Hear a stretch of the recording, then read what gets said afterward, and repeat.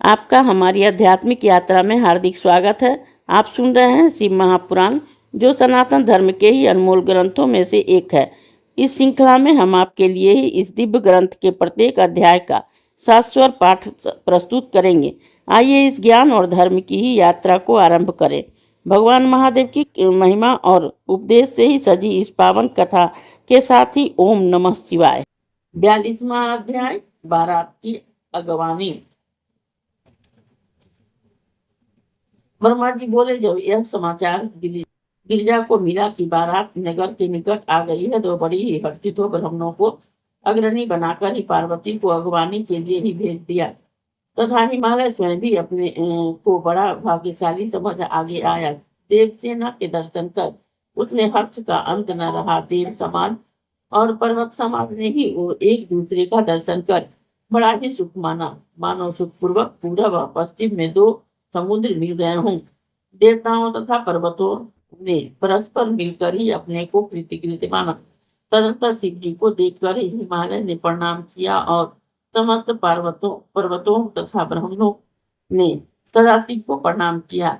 उस समय बैल पर बैठे हुए शिव जी के मुख प्रसन्न था और वे अनेक दिव्य आभूषणों से युक्त परम दीप्यमान हो रहे थे। उनके शरीर पर अत्यंत बारीक सुंदर रेशमी वस्त्र बड़ा ही शोभित हो रहा था। सिर पर ही रत्न जड़ित मुकुट था। श्वेत कांति थी और मंद मंद मुस्कुरा रहे थे। भूषणों के स्थान पर वे सर्पों के भूषण पहने थे, जिससे कि उनके अंगों को ही अद्भुत कांति और दिव्य प्रभा हो रही थी। लोकपाल हाथों में चमर लिए हुए उसकी सेवा कर रहे थे। उनके बाएं भाग में दाहिने विष्णु, पीछे इंद्र और उधर उधर सब देवतागण ही विराजमान थे।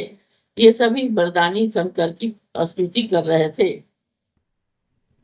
उसी समय ही गरुड़ पर बैठे हुए विष्णु जी को और हंस पर बैठे मुझको देखकर ही हिमालय ने आदर पूर्वक प्रणाम किया। शिव जी के इधर उधर तथा पीछे वाले सब देवताओं को प्रणाम किया। फिर शिवाज्ञा से हिमालय सबके आगे आगे होकर अपने नगर को चला और पीछे से देवगण शिव जी के साथ चले। सभी हिमालय के नगर को देखकर उनकी प्रशंसा करते हुए वहां गए, जहां की शिखर पर ही सबने ठहरने का सजा हुआ स्थान बना था। वहां पर भी हिमालय ने उत्साहपूर्वक ही वर का स्वागत किया। समस्त देवता मुनि और गण अपने अपने सुंदर श्रृंगार कर शिव जी के साथ ही हिमालय के घर चले। उस समय मैना ने शिव जी को देखने की इच्छा प्रकट की। हे मुनि, तुम बुलाए गए और तुम मन ही मन शिव जी को प्रणाम कर उनकी अभिलाषाओं को पूर्ण करने की इच्छा से वहां गए।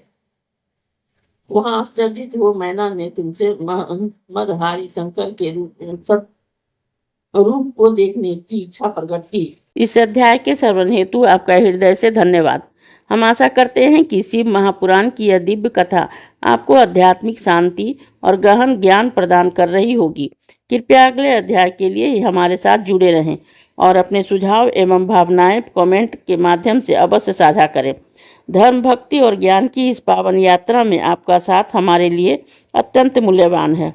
ओम नमः शिवाय। यदि यह प्रस्तुति आपको पसंद आई हो, लाइक करें, कमेंट करें, सब्सक्राइब जरूर करें, बेल आइकॉन दबाना ना भूलें ताकि अगला अध्याय आपसे छूटे नहीं। और इस पावन ज्ञान को ही शेयर करें अपने परिवार और मित्रों तक।